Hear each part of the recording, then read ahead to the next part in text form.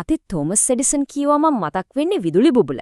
ඒත් එයාගේ ලොකුම නිර්මාණය ඒක නෙවෙයි කිව්වොත් එයාගේ සැබෑම දක්ෂකම වුණේ එක නිපැයුමක් නෙවෙයි අදහස් දිගින් දිගටම සාර්ථක නිපැයුම් බාටපත් කරන්න පුළුවන් ක්‍රමවේදයක් හදපු එක. ඉතින් මේ විග්‍රහයෙන් අපි බලන්න යන්නේ ඒ නව නිපැයුම් එන්ජින් එක ගැන.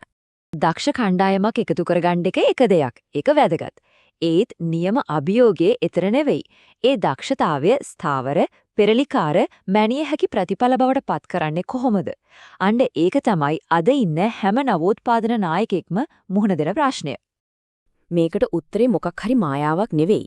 තොමස් එඩිසන් කියන්නේ මායාකාරයෙක් නෙවෙයි, දක්ෂ විදියට පද්ධති නිර්මාණය කරපු කෙනෙක්. එයාගේ සාර්ථකත්වයේ රහස තිබුණේ එයාගේ මුලේ විතරක් නෙවෙයි. ඒක තිබුණේ එයා ගොඩනගපු ක්‍රමවේදයේ ඇතුලේ.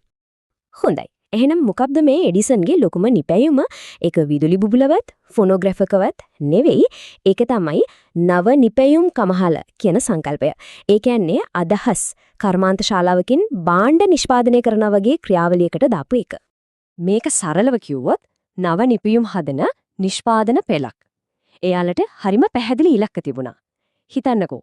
හැම දවස් 10කටම එක පොඩි නව නිපැයුමක්. හැම මාස 6කටම ලොකු පෙරලිකාර නව නිපැයුමක්. ඒ කියන්නේ නවෝත්පාදනයටත් කාලසටහනක් මිනුම් දඬු හඳුන්වා දුන්නා. මේකින් පේනවා එඩිසන්ගේ ආකෘතිය බලපෑම කොච්චරද කියලා. අදටත් ලෝකයේ තියෙන ලොකුම සමාගම්වල පර්යේෂණ සහ සංවර්ධනාංශ දිහා බැලුවම ඒවයි DNA ගේ එඩිසන්ගේ ක්‍රමයේ කොටස් දකින්න පුළුවන්. හරි. ඕනෑම ක්‍රමවේදයක පදනම තමයි මානසිකත්වය නැත්නම් මයින්ඩ්සෙට් එක. අපි බලමු එඩිසන්ගේ මේ නවනිපයුම් කම්හල සාර්ථක වෙන්න බලපාපු ප්‍රධානම දාර්ශනික වෙනස්කම් මොනවද කියලා. අන්න මේක තමයි හැම දෙයකම හරිය. නවෝත්පාදනය කියන්නේ හුදෙක් අලුත් දෙයක් හදන එක නෙවෙයි. ඒක වෙළඳ පොලේ තියෙන සැබෑ අවශ්‍යතාවයකට දෙන විසඳුමක් වෙන්න ඕන. එඩිසන් මේ පාඩම ඉගෙන ගත්තේ එයාගේ මුල්ම නිර්මාණයක් දරුණ විදිහට අසාර්ථක වුණාට පස්සේ. බලන්න මේ වෙනස. ඡන්ද සකහන් කරන මැෂින්ම තාක්ෂණිකව කිසිම වරදක් නැහැ. නියම නිර්මාණයක්. ඒත් කාටවත් ඒක ඕන උනේ නැහැ. හැබැයි විදුලි බුබුල කියන්නේ ලෝකයක් බලාගෙන හිටපු විසඳුමක්. විලඳ පොළ අවශ්‍යතාවය හඳුනා ගැනීම කොච්චර වැදගත්ද කියලා මේකෙන් පැහැදිලි වෙනව නේද? අන්න ඒක තමයි ඊළඟ වැදගත් දේ. අසාර්ථක වීමක් දත්තයක් විදිහක සලකන සංස්කෘතියක් හදන එක.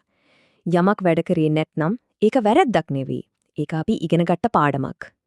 එඩිසන්ගේ කණ්ඩායම හිතුවේ හරි වැඩ නොකරන තවත් එක ක්‍රමයක් අපි හොයාගත්තා කියන මානසිකත්වයෙන්. හොඳයි මානසිකත්වය හරි. ඊළඟට මෙන්නෝ පාක් රසායනාගාරයේ පරිසරය. ඒ කියන්නේ භෞතික සහ සංස්කෘතික වටපිටාව. මේක නිකම්ම ගොඩනැගිල්ලක් නෙවෙයි, මේක හිතාමතාම සහයෝගීතාවය වර්ධනය කරන්න හදපු තැනක්.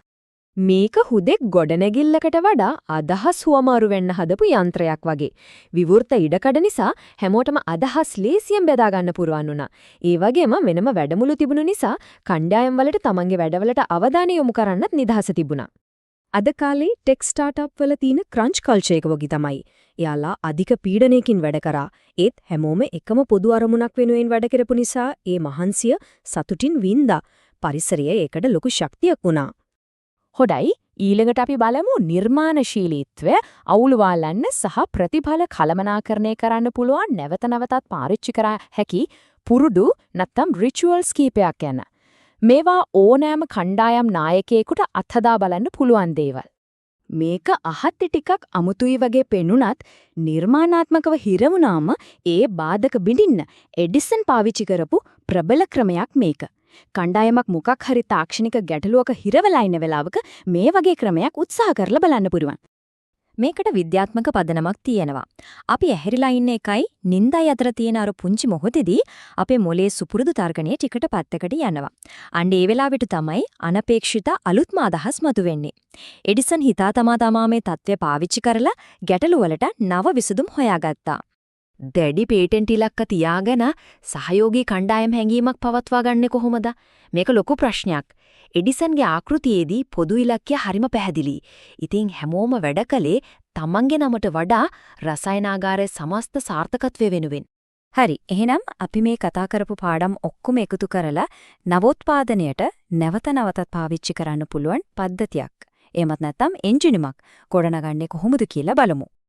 මේ ටික තමයි එඩිසන්ගේ ක්‍රමවේදයේ හරය. නායකයෙක් විදියට මුලින්ම වෙළඳපොළට මොනවද ඕනි කියලා හොයාගන්න. දෙවනුව අත්හදා බැලියුම් අසාර්ථක වෙන එක සාමාන්‍ය දෙයක්. ඒකෙන් අපි ඉගෙන ගන්නවා කියන එක කණ්ඩායමට ඒත්තු ගන්නවන්න.